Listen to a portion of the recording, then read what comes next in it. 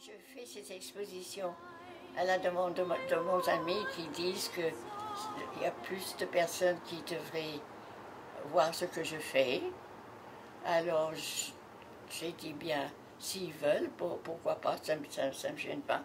Alors je suis heureuse de voir tous ces personnes qui vont devenir mes amis autour de moi pour regarder ça. Et ça, je dois dire que ça me fait plaisir. Voilà, tout simplement. C'est bien simple, c'est parce que pour moi c'est confortable. J'appuie contre le divan, je suis assise comme il faut, et puis mes pastels sont à droite là. Et alors j'ai toujours des remarques disant mais vous dessinez par terre. Mais j'ai dit mais pourquoi pas. Et puis et voilà. Et puis j'ai commencé le pastel. Au début c'était à l'huile. Et puis après quand les enfants, mes filles étaient petites, j'ai dit c'était trop ennuyeux. C'était trop ennuyeux de faire de l'huile quand on a des enfants parce il faut tout nettoyer, puis etc. Et tout. Alors, en même j'ai dit, mais pourquoi je n'essaierai pas le pastel? Et c'est comme ça, ensemble, que j'ai commencé.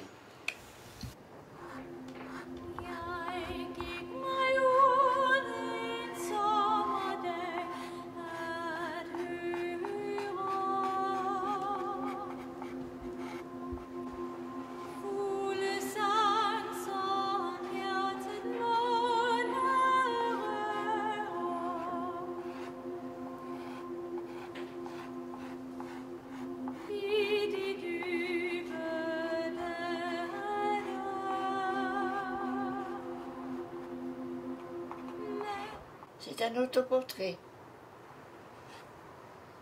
Disons 20 ans.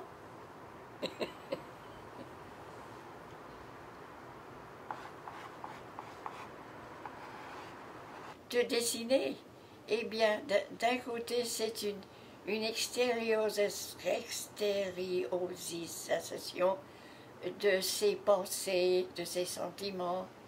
Et puis c'est le fun, quoi. Et dessiner à l'adolescente, quand j'ai fini mes études et j'ai voulu aller aux Beaux-Arts parce que j'étais intéressée surtout. Ce qui m'a influencé, c'est Van Gogh. Et c'est lui qui... Et puis j'ai commencé, et après j'ai pris le goût, et c'est devenu comme une passion. Et je faisais des portraits de gens, des personnalités, etc. et tout. Et alors, j'ai tout... Après, ça m'a fait le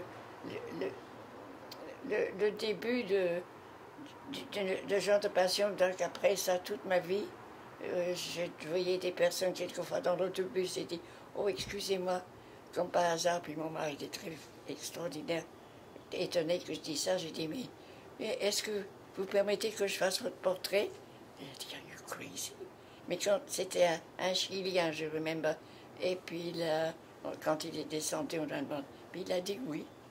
Alors, à notre grand étonnement, il est venu avec nous, il a mangé le midi, etc. J'ai fait son portrait, que j'ai gardé la copie. Puis lui, il est parti, je n'ai plus jamais revu. D'abord, j'étais aux Beaux-Arts, et à ce moment-là, il y a la grande catastrophe mondiale qui est arrivée, la Deuxième Guerre mondiale. Alors je me suis dit, je ne peux pas rester aux Beaux-Arts et décider quand la France a capitulé, que l'Europe est en désarroi, etc. et tout. Donc j'ai joint l'armée féminine française de Toulouse.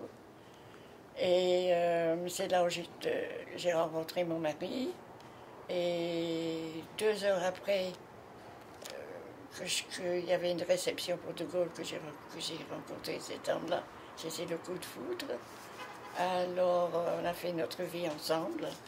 Et puis voilà la preuve de ce que je dis.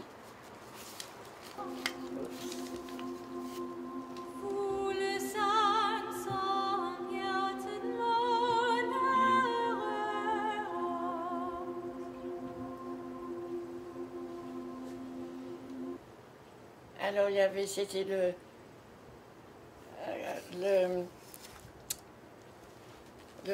général, j'ai oublié son nom maintenant depuis le temps. Ça, c'était Roger, le lieutenant de Gaulle, l'abbé Perrière, un homme qui avait été mis près de Gaulle parce qu'il a fait évader des centaines de juifs, un grand héros de la résistance. Ça, c'était Jacques Soustel, ministre à ce moment-là, et ça, c'est un ami. Voilà. Et puis là, c'est moi. Et là, c'était en 2010 le premier prix des pastélistes. Et je suis devenue, comment on dirait, pastelliste signataire, ça veut dire dans les hôtes des hôtes. Even if you can't really draw professionally, to just take a pencil and a pastel and draw, because it's fun to do. J'ai 100 ans, c'est vrai, but do what you like and like what you're doing, and if you enjoy drawing, go for it. I think to be able to draw or to be an artist, well, it helps to liberate your inner personality, and it's something that's very enjoyable to do, and I'm going to continue as long as I can hold a pencil.